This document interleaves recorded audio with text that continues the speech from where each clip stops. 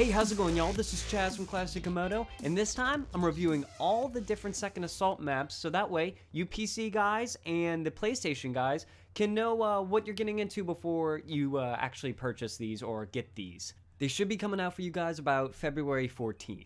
I'm going to split this up to 4 videos because if I didn't, it would be about 20 minutes long. So first up, let's do Gulf of Oman. Gulf of Oman plays out pretty similar for the most part as an infantry unit, but actually drastically changes as an air unit.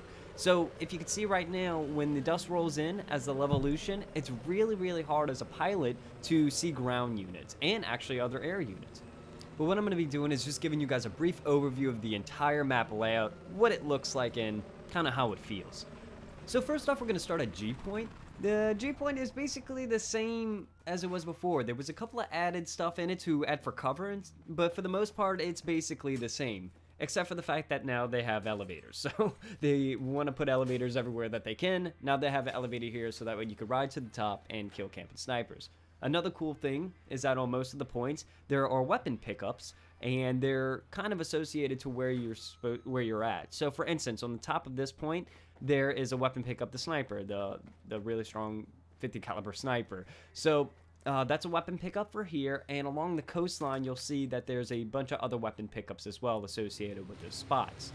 A cool thing about spawning in on the boat is that you get 2 of the rib boats. I mean, not the rib boats, the OP boats. So for the most part, that's really good because you'll be able to control the coastline, as I would think.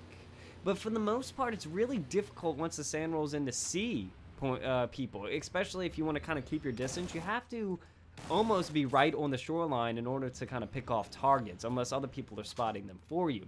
And even then, when people spot targets for you, it's on an angle, so it's kind of difficult. Only if they're running along the beach line can you get shots off. For the most part, you're having a difficult time to take people out on the shoreline. I mean, you have some distance, so that's good for you as a pilot in order to be able to get away. There is no cover except for the waves, so that can be problematic unless you go to this left side.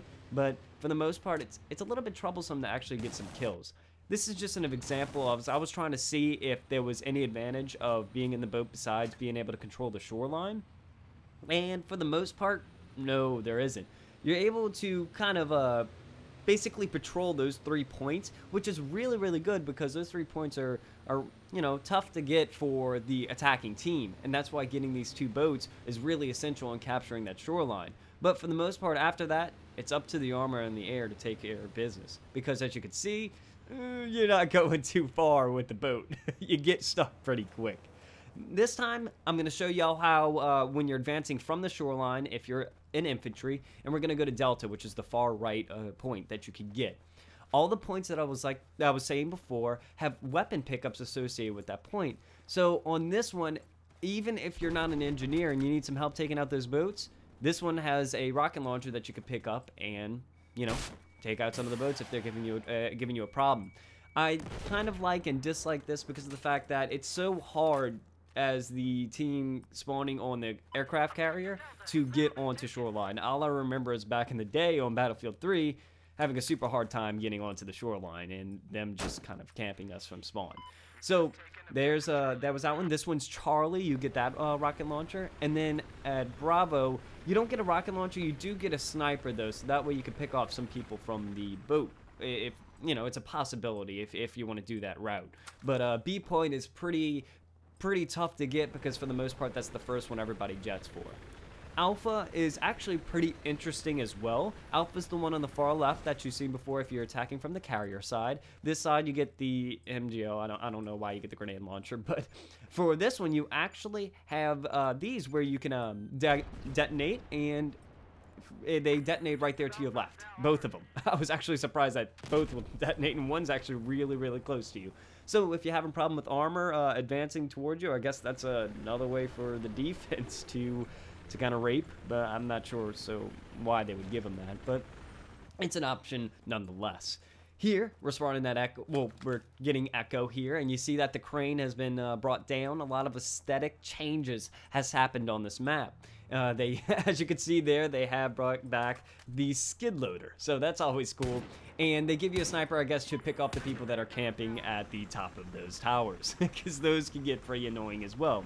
And here is F point. F point is always a big point to get because it's almost right dab in the middle of things. You get a rocket launcher which is able to take things out, so that's pretty cool as a weapon pickup. But you know, those aren't too essential in the map. It's just something nice to have when getting F point. Again, there's a lot of aesthetic changes on these points, so a lot more cover is added and stuff like that.